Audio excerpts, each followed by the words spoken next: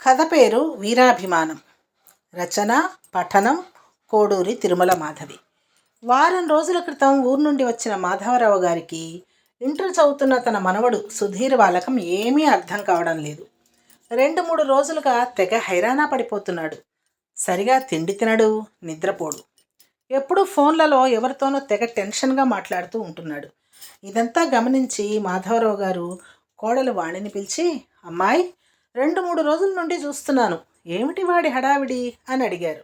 దానికి వాణి ఒక పెద్ద నిట్టూర్పు విడిచి, ఏం చెప్పమంటారు మామయ్య గారు, కడుపు చించుకుంటే కాళ్ళ మీద పడ్డట్టుంది మా పరిస్థితి. వీడి ధోరణి రాను రాను మితిమీరిపోతోంది. ఏమైనా అందాము అంటే ఎదిగిన పిల్లాడు, ఎలా రియాక్ట్ అవుతాడో, ఏం అఘాయిత్యం చేసుకుంటాడో అని భయం అంటూ కళ్ళ నీళ్లు పెట్టుకుంది. ఇది విని మాధవరావు గారు, ఇంతకీ విషయం ఏమిటో చెప్పమ్మా అని అడిగారు. దానికి వాణి, ఇంకో వారం రోజుల్లో హీరో రవిచంద్ర నటించిన సినిమా ఏదో రిలీజ్ అవుతోందట.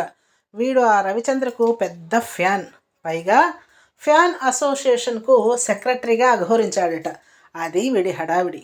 శుభ్రంగా చదువుకోకుండా ఇవన్నీ నీకెందుకురా అని ఎన్నిసార్లు చెప్పినా మా మాట వింటేగా, ఇదంతా మా కర్మ అంటూ వంటింటి వైపు నడిచింది. ఈసారి అవాక్కవ్వడం మాధవరావు గారి వంతయింది. ఊర్లో పెళ్ళికి కుక్కల హడావిడి అనే సామెత ఊరికే రాలేదు అనుకుంటూ ఆలోచనలో పడిపోయారు. ఆ సాయంత్రం సుధీర్ తన గదిలో ఏదో పని చేసుకుంటూ ఉండగా మెల్లగా వెళ్ళి పక్కన కూర్చుంటూ, సుధీర్, ఏమిటి చాలా బిజీగా ఉన్నావు, ఏమిటి సంగతి అంటూ పలకరించారు. అవును తాతయ్య, చాలా బిజీగా ఉన్నాను అని సమాధానమిచ్చాడు సుధీర్. దానికి మాధవరావు గారు, ఏమిటో అంత బిజీ, నేను వచ్చి వారం అవుతున్నా పట్టుమని నా పక్కన కూర్చుని అరగంట కూడా మాట్లాడలేదు అన్నారు. దానికి సుధీర్, అయ్యో తాతయ్య, మరేం లేదు, వచ్చే వారం మా favourite hero Ravichandra movie release అవుతోంది, అందుకే చాలా బిజీగా ఉన్నాను, ఏమీ అనుకోకండి అన్నాడు. అది విన్న మాధవరావు గారు, అరే, రవిచంద్ర సినిమానా, నేను కూడా అతను నటించిన 2-3 సినిమాలు చూశాను, చాలా మంచి నటుడు, నాకు కూడా చాలా ఇష్టం అన్నారు.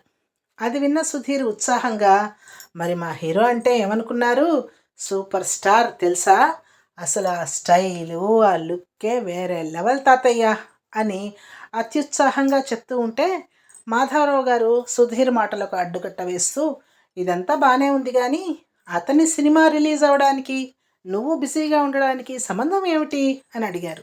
దానికి సుధీర్ ఆశ్చర్యంగా, ఇది కూడా తెలియదా అన్నట్లు మొహం పెట్టి, అయ్యో తాతయ్య, ఎన్ని పనులు ఉన్నాయో మీకేం తెలుసు, సినిమా థియేటర్ ముందు మా హీరోది 6 అడుగుల కటౌట్ పెట్టాలి, గజమాల వేయాలి, పాలతో అభిషేకం చేయాలి, ఫ్యాన్స్ అందరం ఫస్ట్ డే ఫస్ట్ షో చూసి థియేటర్ దద్దరిల్లేలా స్క్రీన్ మీద పూలు వగైరా చల్లి మా హీరో మీద మాకున్న క్రేజ్ చూపించుకోవాలి. అబ్బబ్బా, బోలెడు పనులున్నాయి, ప్లీజ్ తాతయ్య డిస్టర్బ్ చేయకండి అన్నాడు. సరే నేను నిన్ను డిస్టర్బ్ చేయనులే, కానీ ఇవన్నీ చేసినందుకు మీ హీరో నీకేమిస్తాడు, ఏమిటి అని అడిగారు. ఆ మాట వినగానే ఒక్క క్షణం తను చేస్తున్న పని ఆపేసి అయోమయంగా చూస్తూ, మాకేమిస్తాడు, ఏమివ్వడు, ఇదంతా మా అభిమానం అంతే అన్నాడు. ఏమి ఇవ్వడా, అంతకాడికి ఇంత శ్రమపడి ఇదంతా నువ్వు ఎందుకు చేస్తున్నట్లు అని అడిగారు. సుధీర్ ఆలోచనలో పడ్డాడు. వాడి నుండి సమాధానం రాలేదు. చూడు సుధీర్, ఈ వయసులో సినిమాలు చూడడం తప్పు కాదు, ఎవరైనా అభిమాన హీరో ఉండడం అంతకంటే తప్పు కాదు, కానీ నీ చదువుని, నీ భవిష్యత్తుని నాశనం చేసుకోవడం మాత్రం చాలా తప్పు. నువ్వు నీ చదువును నిర్లక్ష్యం చేసి తక్కువ మార్కులు తెచ్చుకొని నువ్వు చదవాలి అనుకుంటున్న ఇంజనీరింగ్ సీటు తెచ్చుకోలేకపోతే ఈ రవిచంద్ర నీకు సీట్ ఇప్పిస్తాడా? లేక నువ్వు చదవాలి అనుకున్న చదువు చదవలేక, సరి అయిన ఉద్యోగం రాక, జీవితంలో నువ్వు వెనుకపడిపోయి బాధపడుతూ ఉంటే ఈ హీరో నీకు దారి చూపిస్తాడా? ఈ ఫ్యాన్స్ అసోసియేషన్, ఈ ఫ్రెండ్స్ నీకు తిండి పెడతారా? ఆలోచించు. ఎవరో ముక్కు మొహం తెలియని హీరో కోసం ఇంత ఆర్భాటం చేస్తున్నావే, అహర్నిశలు నీ గురించి ఆలోచిస్తూ నీ కోసమే కష్టపడుతున్న అమ్మా నాన్నల గురించి ఆలోచించావా? ఒక్కసారైనా వాళ్ళకు నమస్కరించావా? వాళ్ళు నీ గురించి ఎంత దిగులు పడుతున్నారో గమనించావా? అసలు హీరో అంటే ఎవరు? తెర మీద అనిపించే వీళ్ళు కాదు హీరోలు, అది కేవలం నటన మాత్రమే. నీ చుట్టూ గమనించి చూడు, నిజమైన హీరోలు ఎంతమంది కనపడతారు? మన నోటికి ముద్దను అందించే ప్రతి రైతు ఒక హీరో. ప్రాణాలకు తెగించి మన దేశ సరిహద్దుల్లో కాపలా కాస్తున్న ప్రతి సైనికుడు నిజమైన హీరో. కాయకష్టం చేస్తూ బ్రతుకుతున్న ప్రతి మనిషి హీరో. వివిధ రంగాల్లో తమ ప్రతిభను చూపిస్తూ దేశానికి పేరు ప్రతిష్టలు తెస్తున్న ప్రతి ఒక్కరూ అసలైన హీరోలు. కుటుంబం కోసం శ్రమిస్తున్న ప్రతి తల్లిదండ్రులు హీరోలు. హీరోలంటే వీళ్ళు. అసలైన హీరోయిజం అంటే ఇది. అర్థమైందా?